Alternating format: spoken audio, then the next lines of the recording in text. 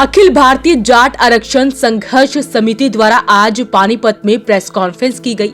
Press conference कर अखिल भारतीय जाट आरक्षण संघर्ष समिति के पदाधिकारियों ने भारत सरकार से अनुरोध करते हुए कहा कि किसानों की मांगे तुरंत प्रभाव से मांग कर उनके इस आंदोलन को जल्द से जल्द खत्म करवाया जाए।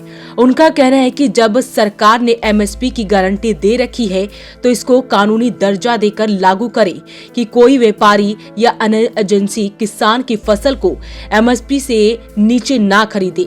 इसमें हर्जी क्या है, एक बार सुनिए अखिल भारतीय जाट आरक्षण संघर्ष समिति के प्रधान ने क्या कुछ कहा। जाट आरक्षण संघर्ष समिति का हम सरकार से आग्रह करते हैं, जो किसानों का जो आंदोलन है, किसानों की मांग जो सरकार को मान लेनी चाहिए।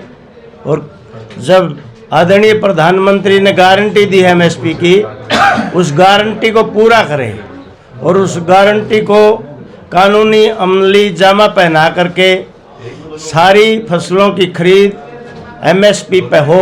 उससे कम भी कोई खरीदार खरीदता है तो उस पर कोई जुर्माना या कोई सज़ा का प्रावधान हो, यही मांग किसान की है और कोई बड़ी मांग नहीं है।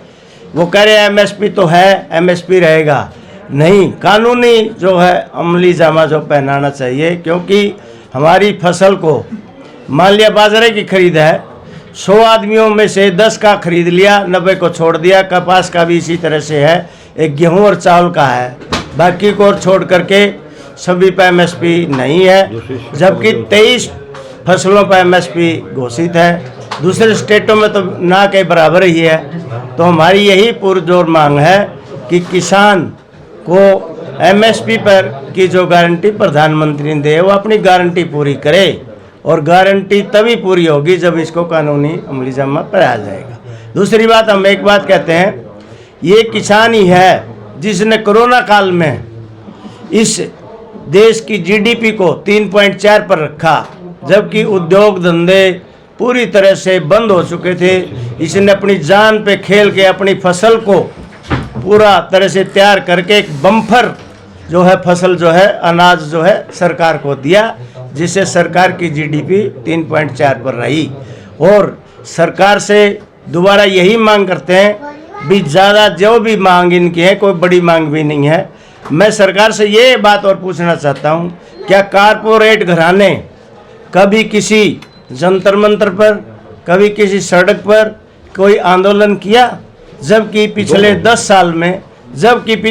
साल में 13 लाख करोड़ रुपए कारपोरेट्स के माफ़ कर दिए। अगर गवर्नमेंट इसी प्रकार से किसानों को ऋण माफ़ कर देती, इनके और छोटी मोटी मांग मरती, तो मैं इस बात से गारंटी देता हूँ हमारा किसान पूरा खुशहाल होता और इसी सरकार के गुण गाता। लेकिन सरकार पता नहीं किसानों से क्या एलर्जी है, क्या कारण है भी किसानों को जो है प्रोग्रेसिव नहीं देखना चाहती, क्या कारण है, वोट की राजनीति है, क्या नहीं है। इसलिए जाट आरक्षण संघर्ष समिति का मैं राष्ट्रीय अध्यक्ष होने के नाते हम अपने किसान भाइयों के साथ तन मन धन से खड़े हैं। और ये इसलिए खड़े हैं क्योंकि हम पहले किसान हैं, किसान के बेटे हैं, जाट नहीं। जाट हमेशा किसानी करता है और किसानी कर रहा है।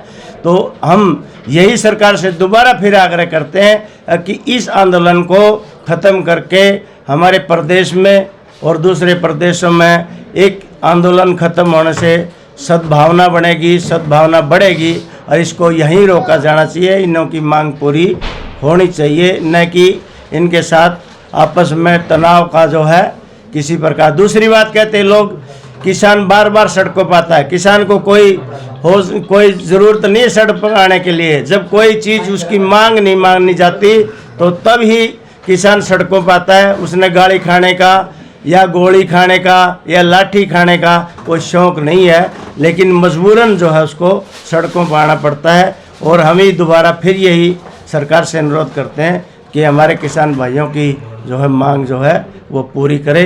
वहीं अखिल भारतीय जाट आरक्षण संघर्ष समिति के बाकी पदाधिकारियों का कहना है कि जिस तरह से किसान सड़कों पर आ रहे हैं, पुलिस द्वारा उन पर डंडे बरसाए जा रहे हैं, गोलियां दागी जा रही हैं, तो ऐसे में वो ऐसा गलत कर रहे हैं।